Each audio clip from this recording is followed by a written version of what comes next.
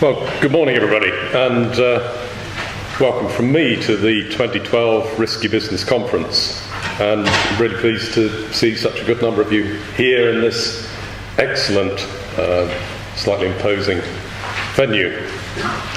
It's actually a great pleasure to be back in the Risky Business chair.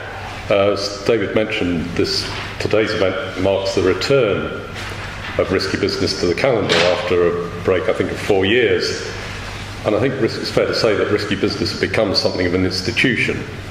I last chaired the conference in 2006, and I think it's fair to say that on all the occasions I've done that, it's been a lively, informative, slightly challenging sometimes, but fun event to take part in. So I sincerely hope that pattern will be followed today. I think the great thing about Risky Business is that it covers a really broad field, but one that's held together by common threads and synergies. It's not just about contaminated land, but it extends to many other aspects of environmental legislation, regulation, and due diligence. But the common theme, of course, is in the title, Risky Business. There'll be a lot about risks. We shall, of course, hear about the risks associated with the ownership, transaction, investigation, remediation, and development of contaminated land.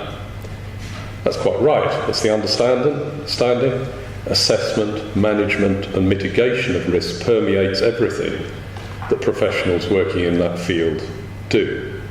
But we shall also have presentations on flooding, water quality, procurement, and broader environmental liability risks. Now, in reality, most of the risks we shall hear about have not really changed since the first Risky Business event. What has changed is legislation, regulatory approaches, awareness of the risks, understanding of the risks, and the availability of means of mitigating the risks. And all of this will be reflected in the presentations you'll hear today.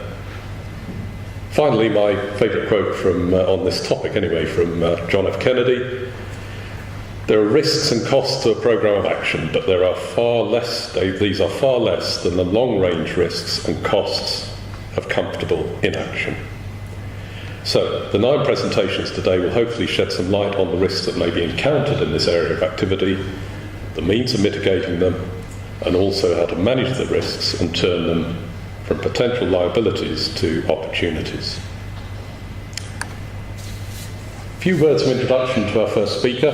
We've got our first pair of speakers sat up here, ready and raring to go. And we're going to start today's proceedings with contaminated land. And to my mind, the 2 big things that have happened in the past year in this area, certainly those that have provoked the most discussion and debate, have been the changes to the planning regime and the introduction of the revised Part 2A statutory guidance in April. Now, the last conference that I chaired in December of last year was on the practical implications of the proposed statutory guidance changes, and it was an extremely well-attended and lively event which reflected the strong interest in the topic from practitioners and others in the affected industries. If you bear with me, I would just like to read the conclusion from my introductory comments at that event, because as a waste management consultant, I do believe in recycling at every possible opportunity.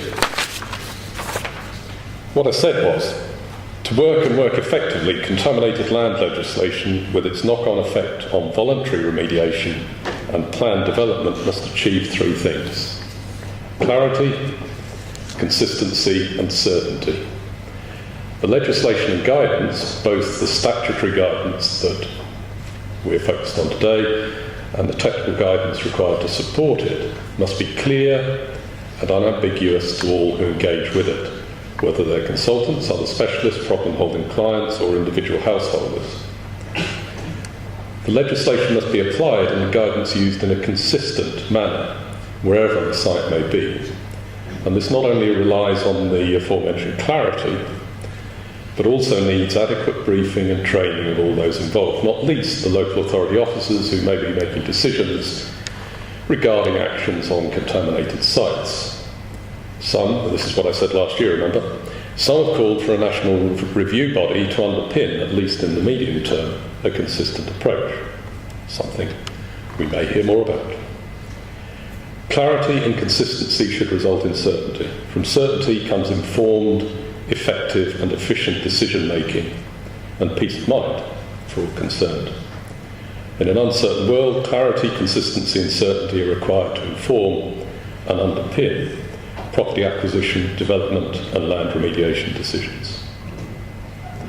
Now, at the time when I said that last year, of course, the speakers at that event, I think one at least is here today, were speculating about the final shape of that revised statutory guidance following all of the consultation that had taken place. Well, we've now got it and we now know what it looks like. And we're very fortunate to have David Middleton, Contaminated Land Policy Advisor for DEFRA, here to guide us through the changes, DEFRA's assessment of their impact, together with the other streams of supporting work that have followed. So speaking on revisions to the Part 2A Contaminated Land Statutory Guidance, David.